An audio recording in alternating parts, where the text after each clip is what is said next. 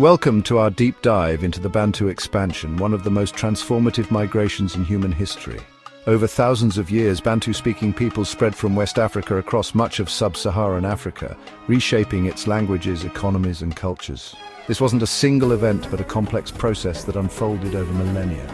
Let's explore how it happened, why it mattered, and what it left behind. The story starts around 3000 BC in West Africa, near the modern border of Nigeria and Cameroon. This region, often called the Bantu homeland, was where the Proto-Bantu lived. These were small communities of farmers and herders who grew crops like yams, millet and oil palms. Archaeological evidence, pottery fragments and early stone tools shows they had a settled lifestyle. By around 1000 BC, they'd mastered ironworking, producing tools and weapons that would prove crucial later. Their language, the root of the Bantu family, is the ancestor of over 500 languages spoken today, from Swahili to Zulu. Around 2000 BC, these Proto-Bantu groups began to migrate. This wasn't a sudden exodus, but a slow, uneven process that lasted until about 1000 AD. Scholars point to several reasons. Population growth from successful farming created pressure for new land. Climate shifts may have altered rainfall patterns, pushing groups to seek fertile areas. And iron technology, axes for clearing forests, hoes for planting, gave them the means to expand. The migration happened in waves, not as a unified movement driven by families and villages rather than armies or states. The expansion followed two primary routes. The western branch moved south through the Congo Basin's rainforests, a challenging environment of thick vegetation and rivers. Here they adapted by cultivating root crops like yams and later bananas, introduced via trade from Southeast Asia around 500 BC. The eastern branch went toward the Great Lakes region, modern Uganda, Kenya and Tanzania, reaching open savannas and highlands. From there they continued south, eventually settling as far as South Africa's eastern coast and the Zimbabwe plateau by 1000 AD. This covered over 4,000 miles from their starting point. What's the evidence? Archaeologists tracked the Bantu through their material culture. Early sites in West Africa show simple pottery, but as they spread, styles evolve. Think intricate designs and thicker wares. Iron, slag and tools appear consistently along their paths, dated to as early as 1000 BC in some areas. Settlement patterns shift to small villages, with signs of farming and livestock replace older hunter-gatherer camps. This trail of artifacts maps their journey across the continent.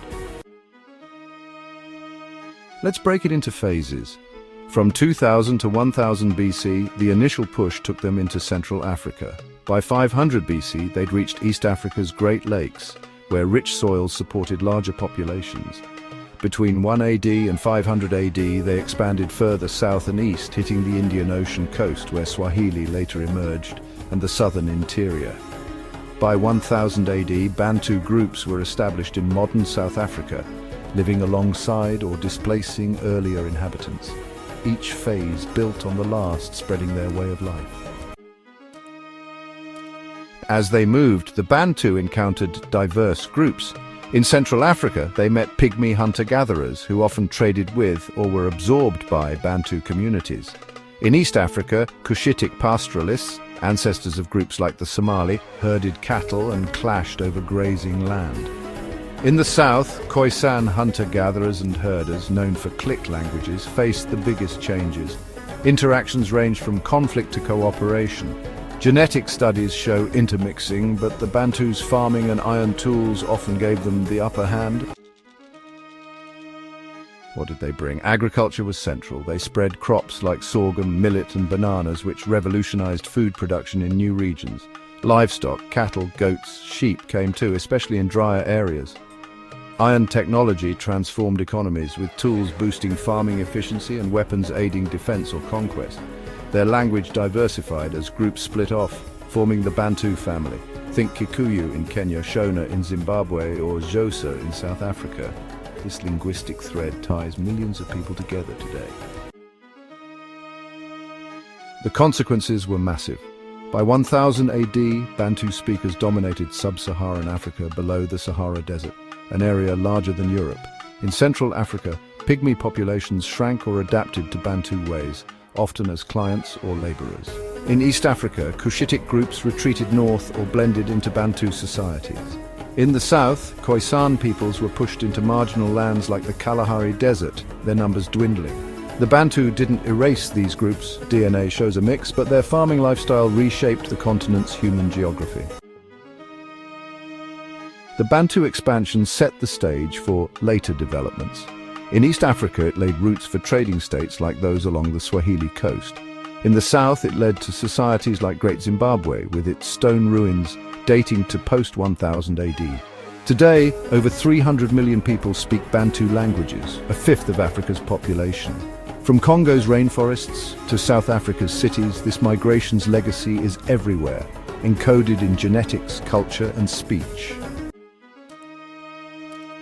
The Bantu expansion wasn't a military campaign or a grand plan.